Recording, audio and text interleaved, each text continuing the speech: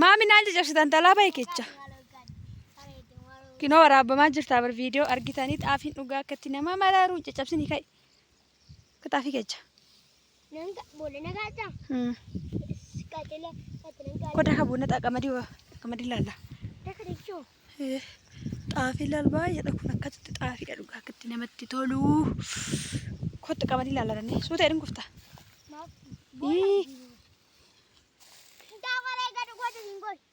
Qoreedha dawaaqa.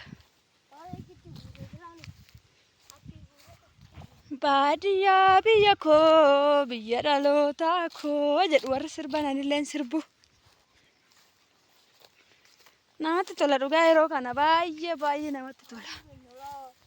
Qamadii dhugaa hin fakkaatu qamadiinis akka ajaa'ibaatti ta'ee jira. Fayyadama midhaan keessa deemtee cabsita. Dhimma hortamu.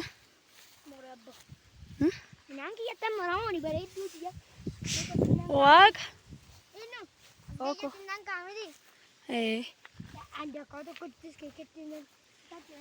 Hunda keessattuu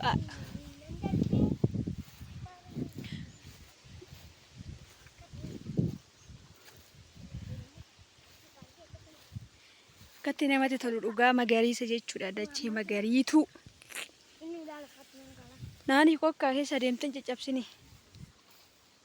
Qamadiin kun akkas fakkaata.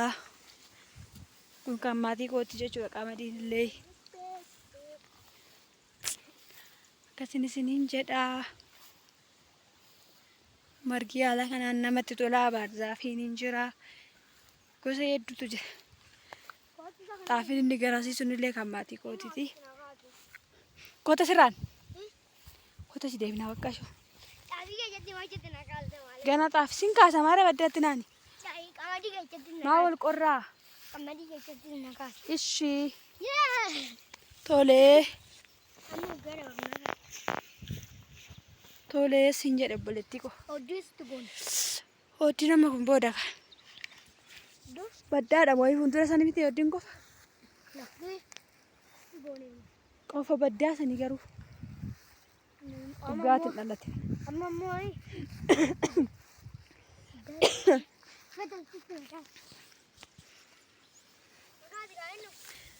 Naani kun viidiyoodha qoy fuudhee si kaasa.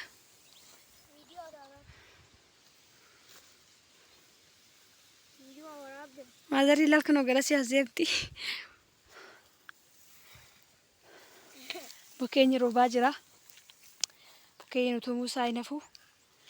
Bukkeenyi roobuu barbaadaa jira.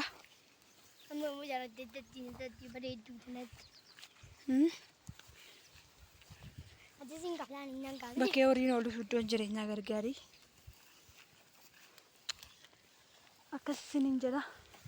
Hordoftoota keenyaa akkasitti namatti tolaa birraanii baay'ees nama jedha dhugaa.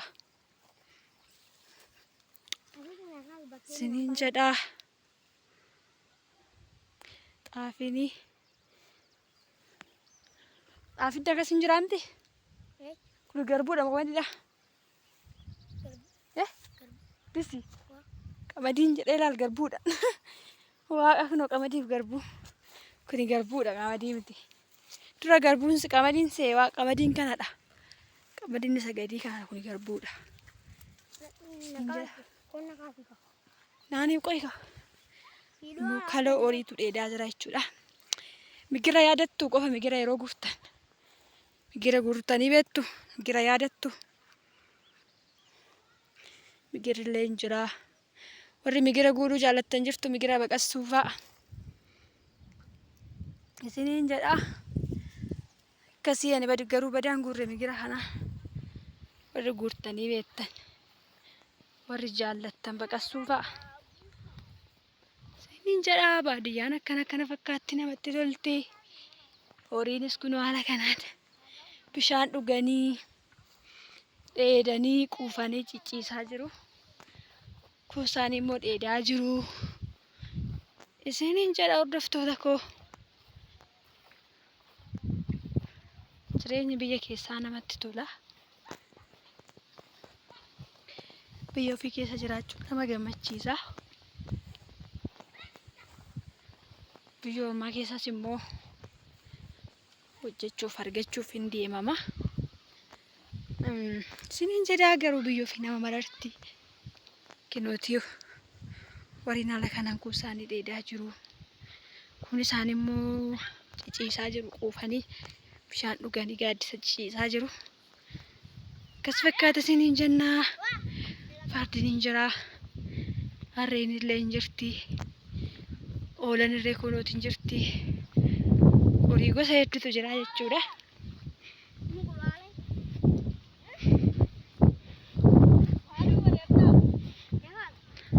Boodigaardiidha.